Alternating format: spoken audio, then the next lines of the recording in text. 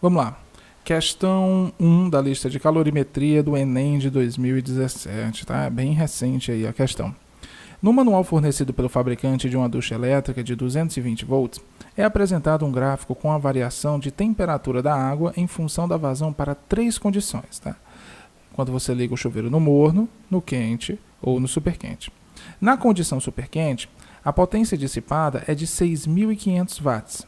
Considere o calor específico da água 4.200 joules por quilo grau Celsius. Professor, como assim? Vai estar em joules, quilograma e grau Celsius. É o seguinte, esse aqui seria o calor específico na unidade do SI. A caloria, caras, ela não é do SI. A gente usa muito, mas não é uma unidade do SI, tá? O que é que significa isso daqui? Significa que 1 kg de água, ou seja, 1 kg de água, precisa de 4.200 joules de energia para aumentar 1 grau Celsius. Tá ok? Não muda muita coisa na questão conceitual. E densidade da água igual a 1 kg por litro. O que é que significa isso? Que 1 litro de água equivale a 1 kg de água. Tá bom? Então nós temos aqui o gráfico. O que é que seria esse gráfico? Esse gráfico é bem simples, cara, de você entender. Ó. Essa primeira curva aqui, ela é para o caso do chuveiro estar ligado no superquente. Essa segunda curva é para o caso do chuveiro estar ligado no modo quente. E essa terceira curva aqui é para o caso do chuveiro estar ligado no morno. Tá? Aqui embaixo eu tenho a vazão, ou seja, a quantidade de água que é liberada a cada minuto. E aqui na vertical eu tenho a variação da temperatura, ou seja, o quanto a temperatura muda quando ele está ligado em uma determinada potência e dependendo da quantidade de água que esteja passando. Por quê? Se estiver passando muita água, a variação da temperatura ela vai caindo cada vez mais. Isso é bem prático, né? Então, vê só, vamos entender isso daqui. Ó. Digamos que estivesse saindo 3 litros por minuto de água no meu chuveiro. O meu registro está nessa posição.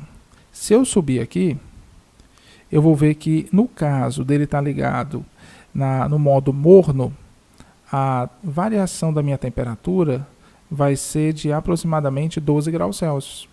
Tá ok?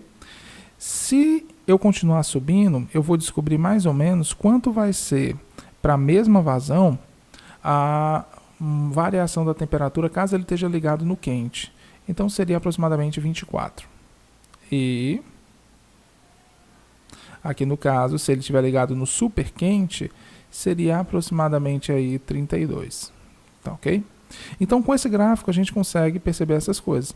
E a gente vê que à medida que você vai abrindo mais o chuveiro, você vai esquentando cada vez menos ele, tá? Porque vai passando mais água. Então fica mais difícil esquentar com aquela quantidade de energia fixa. Com base nas informações dadas, a potência na condição morno corresponde a que fração da potência condição superquente? Caras, o que é que ele está pedindo na verdade aí? Ele está pedindo para a gente uma divisão. Tá? Ele quer saber quantas vezes a potência no modo morno é menor que a potência no modo superquente. Tudo bem? Ele quer saber isso daí. E isso é bem fácil da gente saber. Tá? A potência, qualquer tipo de potência, é dado por energia dividido pelo tempo. Tá? Só que energia, no caso de troca de calor, seria a quantidade de calor. Então, onde tem E, eu coloco o quê? Dividido pelo tempo. Tudo bem? Então, são equivalentes. Professor, isso quer dizer que onde tem potência do morno vai ser a quantidade liberada de calor pelo chuveiro quando ele está no morno, dividido pelo tempo que ele ficou ligado. Sobre. Quando ele está ligado no superquente, vai ser quantidade de calor liberada por ele, dividido pelo tempo. Tudo bem? Olha só. Se você deixar ele ligado pelo mesmo tempo, então os tempos vão se cancelar. Ou seja, em cima vai ficar a quantidade de calor liberada pelo chuveiro na condição morno, dividido pela quantidade de calor do chuveiro quando ligado na condição superquente. Tá? Mas, professor, como é que a gente calcula quantidade de calor? Quantidade de calor é o que macete. Então vai ser, ó, onde tem quantidade de calor na condição morna, eu vou colocar a massa liberada naquela determinada vazão, vezes o calor específico da água vezes a variação da temperatura do objeto no morno, dividido por a quantidade de calor no superquente vai ser a massa, tá, liberada naquela condição de vazão, vezes o calor específico da água, vezes a variação da temperatura quando ele está ligado no superquente. Tudo bem? Se você deixar ele na mesma vazão, é óbvio que vai sair a mesma quantidade de água. Então, eu posso cancelar as massas. Como é água, então os calores específicos é o mesmo. Ou seja, só sobrou a variação da temperatura. Olha que resultado importante. Isso quer dizer o quê? Que, eu vou até colocar em amarelo aqui, para destacar. A potência na condição morno dividido pela potência na condição superquente é igual à variação da temperatura na condição morno dividido pela variação da temperatura na condição superquente. Então, se eu souber o quanto vai variar uma temperatura na condição morno e souber o quanto vai variar uma temperatura na condição superquente para uma determinada vazão, eu consigo saber quantas vezes a potência na condição morno é menor do que a potência na condição superquente. Olha que bacana. E a gente consegue isso daqui, vê só.